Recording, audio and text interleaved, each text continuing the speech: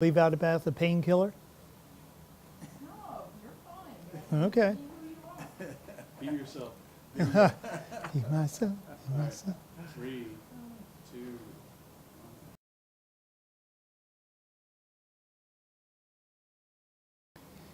Well, the way I learned the truth, I was being raised in a divided household in the 60s and 70s. That's preschool and going beyond. My mom came into the truth, and she had a difficult time throughout periods because back in the 60s and 70s, being in a divided household, there was no ATM cards or extra money, that kind of thing.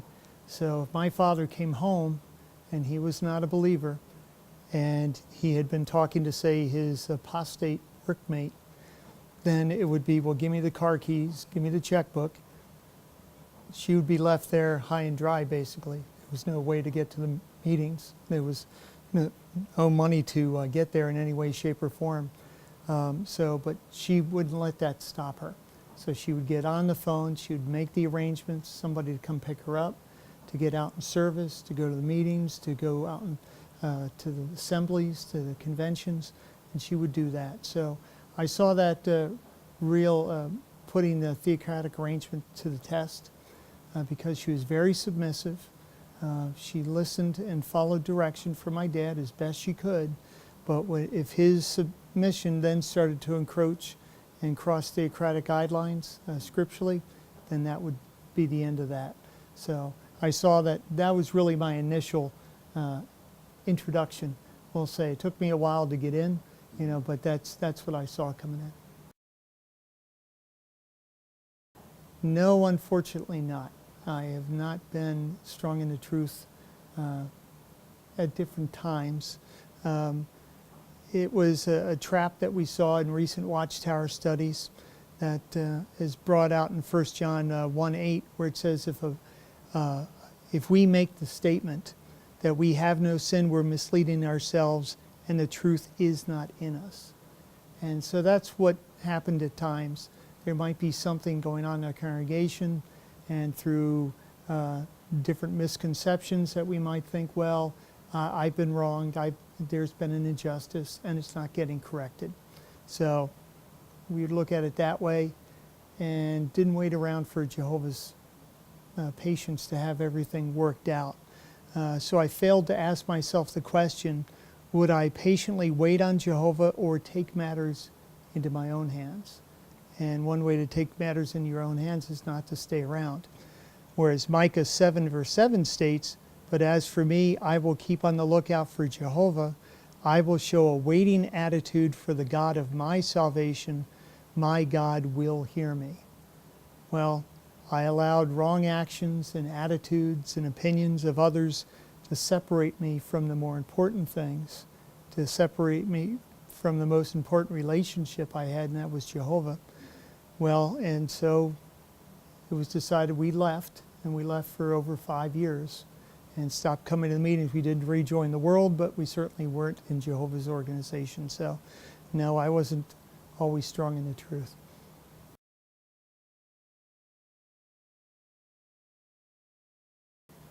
Well, to gain that equilibrium, to come back into the truth as far as and to be strong, not just to be back, it was after quite a long and lengthy and intense conversation with my wife Nancy, we decided to come back.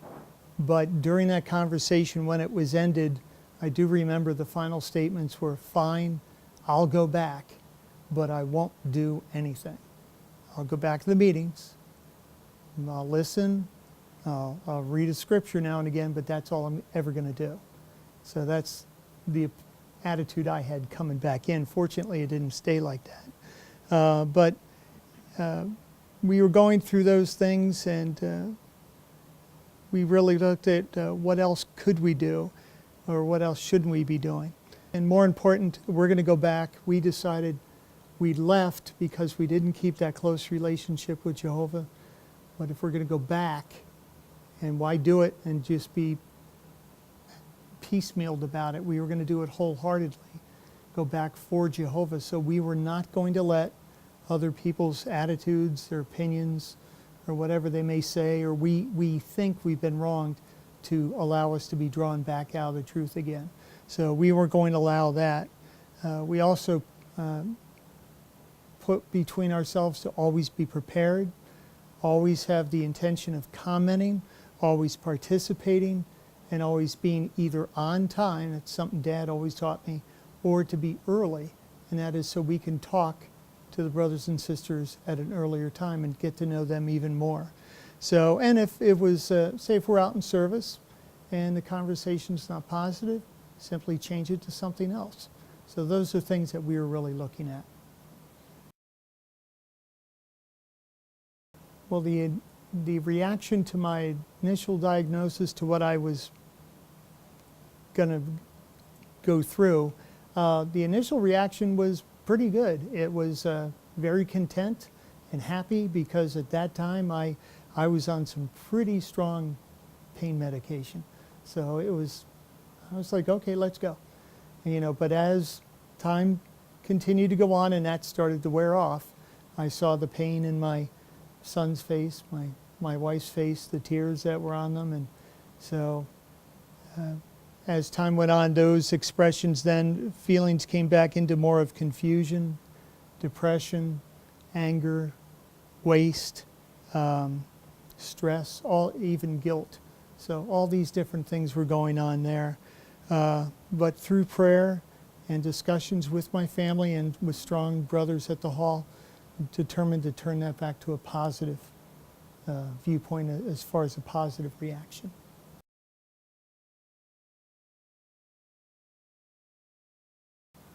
Well, the encouragement I give to somebody who's going to go through something similar, or maybe even life-threatening, would be, don't expect justice from an unjust system. If Satan's ruling and controlling the world, it's not going to be there. So to feel like, well, this is unjust, why does it happen to me? These are time and unforeseen circumstances. So these are things that come up. So we just have to deal with them on that nature. Also, that once you've done everything you can scripturally to handle a problem the best you can, and you've done everything in your power, simply leave the rest to Jehovah. Because otherwise it's just wasted energy, wasted stress. You could put that really more to something positive, because after all that stress has gone out, you're still right back where you started. So what good does it do? Pardon me. And when you go to the meetings, instead of waiting for someone to come and encourage you and try to build you up, why not take the incentive and go out and meet the brothers and sisters around the congregation? You know, especially ones that look like they're having a hard time, or they're new ones, you've never met them.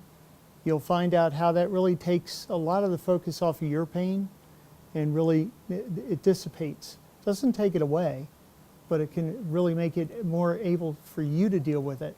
And you can then go out and be encouraging to others. And when asked how you are, well, some don't want to say, well, I'm fine, because, well, then that's a lie, they feel. And then if they don't say anything, or if they just unload on the brother or sister, well, then that's being negative. I don't want to do that.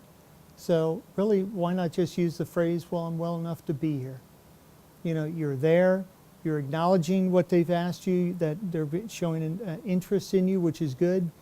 You're not dumping all over them as far as with your problems, but if they're interested and they have the time, and it's somebody you trust, or you've gotten to know, and over a period of time, they'll pick up on that, and it's, oh, is there something I can do?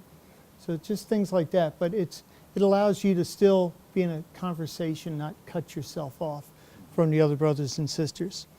And to put a genuine smile on your face, doesn't have to be a huge one or a fake one, but a genuine, if you can do that. If some meetings you can, some meetings you can't.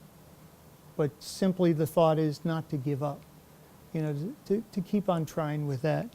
And then the last one would be really not to draw back from theocratic activities, but rather get more absorbed in them. Because if you feel like, well, I can't do that, well, give one more comment, read one more scripture, you know, go out and field service for a half more hour, you know, 1.5 more, whatever it is. if you can do a little bit more, then you can look back and say, well, see, Jehovah helped me do that. And it can be more encouraging to you.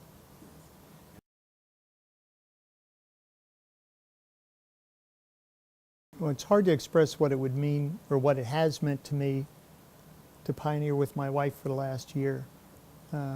Because when you talk about somebody who's been your close companion in marriage for 35 years, to work close with them is really something that means the world to me. I know I get on her nerves at times, but it's something that we really enjoy doing, you know, and to know that there's somebody there you can depend on. I mean, the brothers and sisters, yes, you know, they're there too, but to have your mate there is really something. To work side by side with them, it really brings to mind as far as that scripture, Proverbs at 31 verse 10, where it speaks about a capable wife. And it's, you know, I feel I've found that capable wife because she's been there for me in hard times and in good times. And also at Proverbs 18:24, where it says a close friend will stick closer than a brother. And that's certainly what she's been, is to be there at all times, day or night. And it's not to blame me or anything like that, but rather what can she do to help me out? You know, whether it's with the bills or, you know, making arrangements for service, whatever it is, she's there. So it's meant a lot.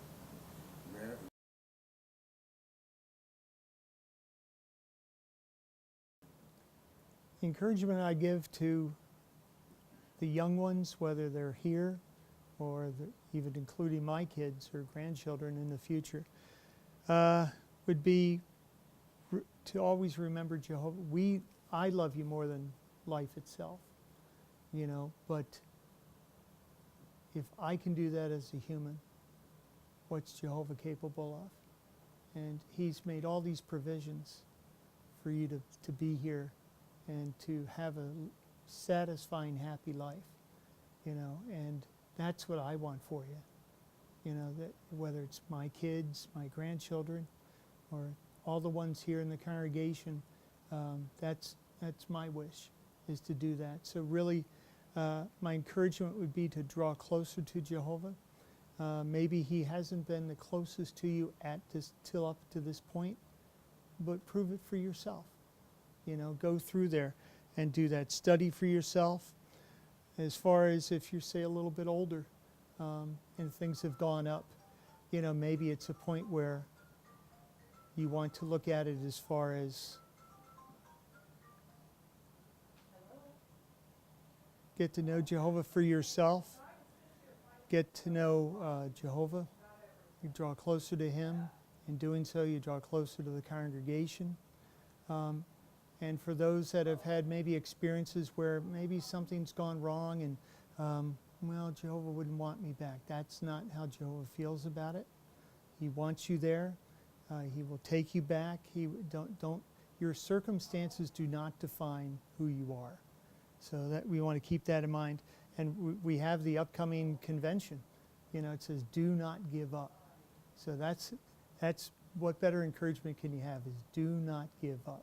You know, continue to fight that fight, and we're very proud. I'm proud of my kids, how they've matured, and my grandchildren coming up, and certainly for the young ones here in the congregation. I mean, means a lot to the brothers. Means a lot to me to see how they've grown up, and they're really putting their roots down, and they're getting involved in the meetings, how they're commenting, how they're going out to service, and it's not just superficial. It's something there. So it's really good. And really, the last thing I could say on all that is, it's not a goodbye, but it's till we see you again, till I see you again. And please make me all the happier by being there, you know, when the eyes come back open. Well, Don wants